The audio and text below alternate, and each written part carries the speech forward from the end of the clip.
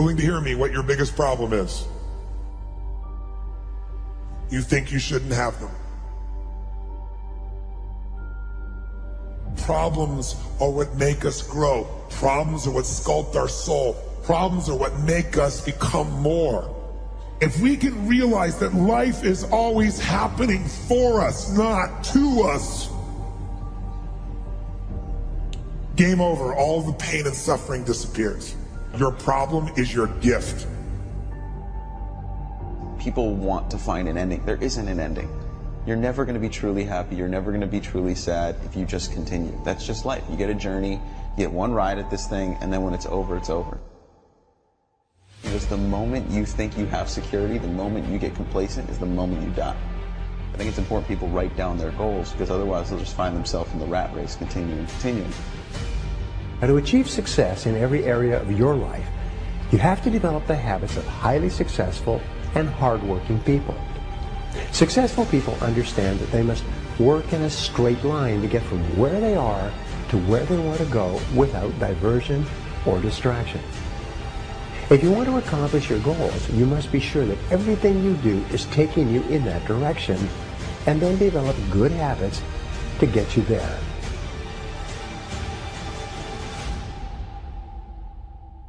We all have a habit of hesitating. We have an idea, you're sitting in a meeting, you have this incredible idea, and instead of just, saying it, you stop and you hesitate. Now, what none of us realize is that when you hesitate, just that moment, that micro moment, that small hesitation, it sends a stress signal to your brain. It is easy to be motivated to succeed in the beginning of an endeavor and when you are close to the end. The most difficult part, and the part where people quit, is when they are in the thick of it, and it is unclear whether they have the strength and stamina to make it the rest of the way. I'm never going to feel like doing the things that are tough or difficult or uncertain or scary or new, so I need to stop waiting until I feel like it. Whatever you focus on, you'll feel, even if it's not true. And so decisions shape destiny. It's not our conditions, it's our decisions about what to focus on, what the meaning is, and what we're going to do. But we focus on a very small part of life, and whatever we focus on, we feel. You don't just get a result without some kind of action, without some form of ritual. Ritual meaning actions you do consistently. Now, do you think those people that are out there working out 5 days a week, do they have more time than you do? Or I have, or anybody else? Of course not. Is their life less busy? Of course not. It's just a must for them. They must work out that way, and they've made that turn, their life's changed.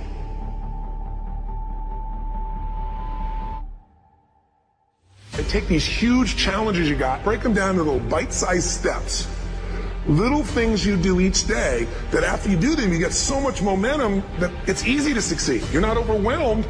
You have these victory day after day after day on little things. You literally just condition your body and emotion with a couple little rituals. So it doesn't matter what's going on in your world. You feel that strength, and it's not fake. It's not some pump up. It's coming from inside you, and it works. Rituals define us. See, all the results in your life are coming from your rituals. They start with a standard and then have rituals that follow it up. Success and failure are not giant events. They don't just show up. You don't just suddenly become successful or suddenly have this cataclysmic event that makes you fail. It may look that way, but failure comes from all the little things. It's failure to make the call. It's failure to check the books. It's failure to say, I'm sorry. It's failure to push yourself to do things physically that you don't want to do. And all those little failures day after day come together until one day some cataclysmic event happens and you blame that. That event happened because you missed all the little stuff. And success, by the way, is not some overnight event. It's all these little things. Success is having a vision. Success is making it compelling. Success is really seeing it, feeling it every day with strong enough reasons. Success is feeling the sense that I'm here to grow and I'm here to give something to the world more than just myself. Success is caring about other people. Success is calling and saying, I love you in the middle of the day for no damn reason. You need to have some rituals, some cool things you do that nobody else does that gives you a better life than anybody else has. All the little stuff. That's where success comes from. You just have a vision and you don't have the rituals, stop lying to yourself. What's been your biggest accomplishment, you think? Bouncing back, number one, is refusing to listen to the negative chatter in my own head, refusing to listen to other people's perception of me, creating something from absolutely nothing. So I got to, you know, there's the books, there's the TV, there's all that stuff. But my biggest accomplishment is being willing to give myself 1,000 second chances. And every time I got to 999, I pressed reset. Yeah. I didn't ask permission, I gave notice. Yeah. At some point, I have to stop asking, can I be great? Can I be brilliant? Can I be okay and still be accepted? I just stopped asking permission and just gave notice unapologetically, and not in a braggadocious way, not in a way that shrunk anyone else, in a way that said, I only got one life, and I'm gonna ride this one till the wheels fall off. And then all the other stuff came. Wow. As a result of a decision I made. Right, but it was a decision. It was a decision, but and it didn't come from, you know, a motivational experience. It didn't come from an inspiring teacher. It came from hitting rock bottom. Okay, let's talk about that, because this was the thing that when you and I were talking that really struck me, because I had been there, and I just wanted to hear how you had turned it around, because you can be rock bottom and turn it around. That's the best turnaround, because at rock bottom, hell ain't no other way to go. Right. You got to go up. So that's a great time. You climbed to the top. Tell everybody about this journey. I struggled all through school. The last time I took English class, I got a fail.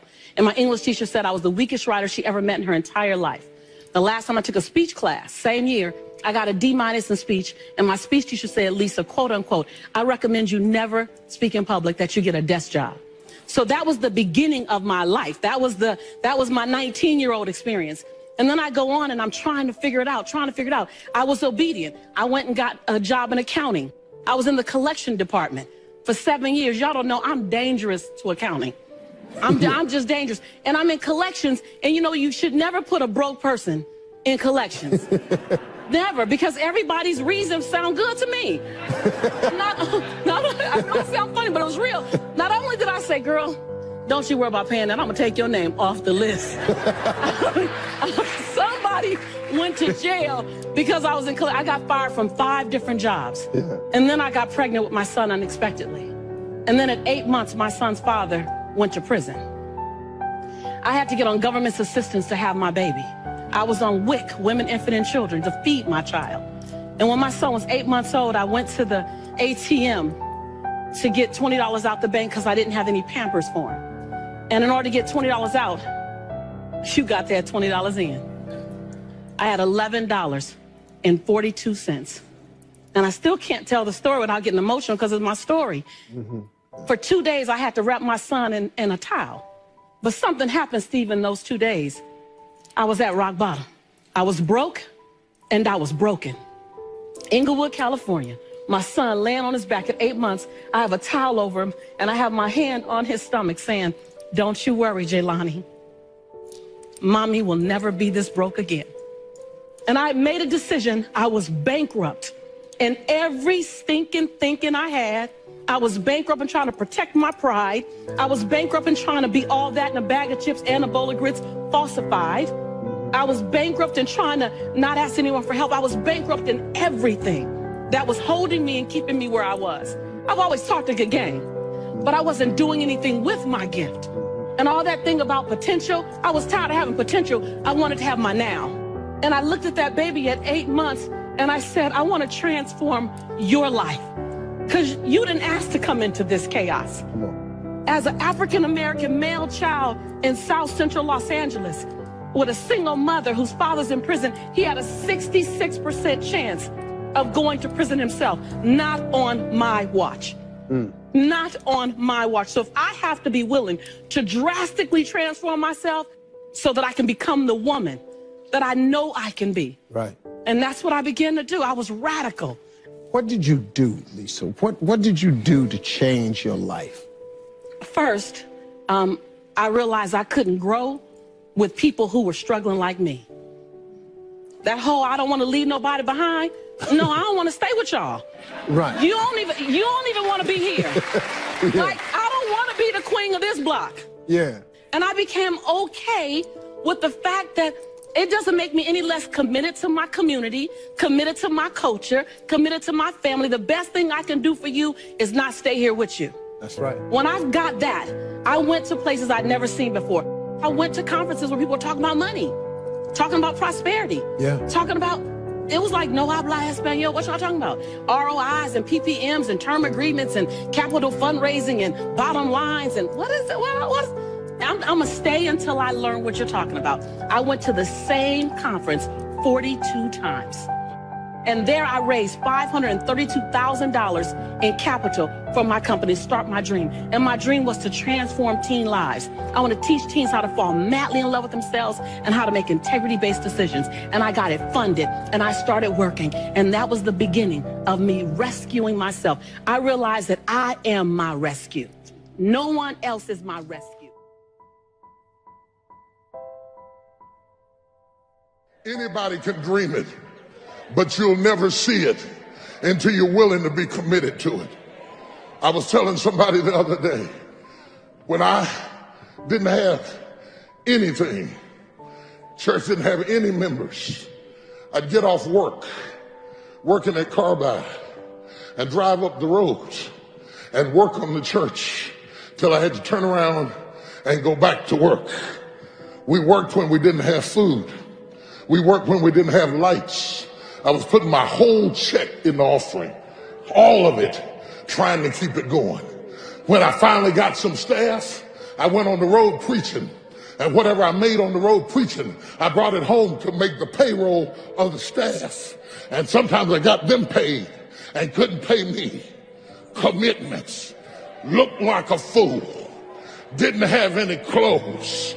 Suits was falling off me. Lining wore out my clothes. Couldn't send them to the cleaners. Had to wash my suit in the washing machine. They laughed at me. Looked like an old raggedy country preacher. I had holes in my shoes. I couldn't kneel down and pray because if I knelt down to pray, they would see holes in my shoes. They laughed at me. They said that boy's lost his mind. He'll never be nothing. He stutters. He's got a lisp when he speaks. He'll never be a preacher. I don't care what you say. If you are committed to what you believe. If I think I cannot do it, I already canceled it. Yeah. Some really crazy things that I believe I can do it, I already do it. Like what? Like jump over the building, crash by the hovercraft, jump from the light 72 feet high with no net. And there's so many things. Even today, I look at the old film, look at myself. Sometimes really smile. I'm glad. Even I know I get hurt, I broke my ankle, I'm so happy I did it. If today, I cannot do it anymore. Yeah, so whatever you want to do, I always tell the students, whatever you do when you're young, do it. You might get hurt. Or you're learning a piano, you're learning a martial art. Between 10 or 20, 10 years, learn whatever you can. Those years, like me, I just do. 10 years later, now, forever, the things you learn or the success I have forever. Don't regret one day, I should do it right now. No, it's too late. Do it when you were young. I had 3 rules pretty much that I stuck with practically all the time. I'd learned these prior to coming to UCLA, and I decided they were very important. One was never be late. Never be late. Later on, I had certain things that I had the players, if we're leaving for someone, they had to be neat and clean. There was a time when I made them wear jackets and shirts and ties, and then I saw our chancellor coming to school in denims and turtlenecks, and I thought it was not right for me to keep this other, so I let them they had to be neat and clean. And I had one of my greatest players that you probably heard of, Bill Walton, he came and gets the bus. We were leaving for somewhere and to play, and he wasn't clean and neat, so I would let him go. He couldn't get on the bus. He had to go home and get cleaned up to get to the airport if he could. So I was a stickler for that. I believed in that. I believe in time, very important. I believe you should be on time, but I felt at practices, for example, we start on time, we close on time. The youngsters didn't have to feel that we're going to keep them over. When I speak at coaching clinics, I often tell young coaches, in the coaching clinics, more or less, they'll be the younger coaches getting in the profession, and most of them are young, you know, and probably newly married. And I tell them, don't run practices late, because you'll go home in a bad mood, and that's not good for a young married man to go home in a bad mood. When you get older, it doesn't make any difference, but so I did believe on time. I believe starting on time, and I believe closing on time. And another one I had was not one word of profanity. One word of profanity, and you are out of here for the day. And if I see it in a game, you're going to come out and sit on the bench. And the third one was never criticize a teammate. I didn't want that. I used to tell them I was paid to do that. That's my job. I'm paid to do it. Pitifully poor, but I am paid to do it. Not like the coaches today, for gracious sakes, no. It's a little different than it was in my day. But those are the three things that I stuck with pretty closely all the time. And those actually came from my dad. And that's what he tried to teach me and my brothers at one time. You are responsible for your life. I've known this. I've known this since The Color Purple. In 1985, I've probably told you the story when I did The Color Purple, but in 1985, I did The Color Purple. Prior to that, I had read the book, Larry. Now, this is when I got The Secret thing, but I didn't know it was called The Secret. I read the book, The Color Purple, and then went out and got books for everybody else I knew. And I was obsessed about this story. Obsessed about it. I ate, slept, thought all the time about The Color Purple. I moved to Chicago. I get a call from a casting agent asking would I like to come and audition for a movie. I've never gotten a call in my life from anybody for a movie or anything like that. And I say, is it The Color Purple? And he says, no, it's a movie called Moonsong. And I go, well, I've been praying for The Color Purple. And I go to the audition, and of course it was The Color Purple. I audition. I don't hear anything for months. And I go to this fat farm, and I think it's because I'm fat, because I was about 212 pounds at the time. And I think I didn't get the call back because I'm so fat. And I'm at this fat farm, and I'm praying and crying, saying to God, help me let this go. Because I wanted to be in this movie so much. I wanted it, I wanted it, I wanted it. I thought I was going to be in the movie. There's all these signs that I should be in the movie. And I go to this fat farm, and I'm praying and crying. And as I'm on the track singing this song, I surrender all, I surrender all to thee, my blessed Savior. I surrender all. I'm singing that song, praying and crying. A woman comes out to me, and she says, on the track, it's raining, and she says, there's a phone call for you.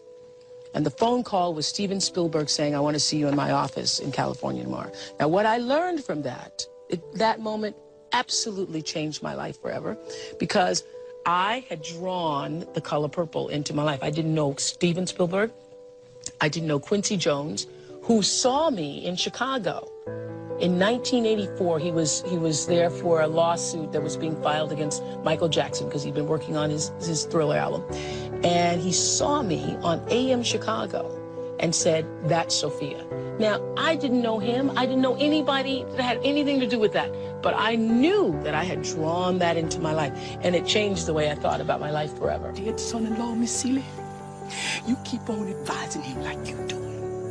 It is very true that the way you think creates reality for yourself. There are other factors going on, so it's not everything, but you really can change your own reality based on the way that you think. Yeah, I had graduated college, and I have, you know, this degree in fine arts, and my dad saw me coming and going to work every day, and he was like, what are you doing? And I was like, making a living. What are you talking about? And I was in a transitional period because my son and father and I, we had just broken up, and I had this degree, and I was just living. And my dad saw it, and he was like, how do you expect to catch fish on dry land? And I was like, what? He always spoke in metaphors. I was like, can you just speak plain English? He was like, How are you going to get acting jobs when they're not here? You need to go to LA where the jobs are. So my family threw a party. We were broke. They raised $700 and I moved to LA and I took my son in. My dad, may rest in peace. He was like, maybe you should leave Marcel here. And I was like, I'm not leaving my son. It's my kid. And then I got out and freaked out. I was like, maybe I should send him back. And my dad was like, no, that's your blessing. He's your blessing. He's going to keep you focused. You were right. Your instinct was right. You should have taken him. So $700. My son is now 21. He's in school now. He's studying. Right, and look at me. So that's a good story. That's amazing.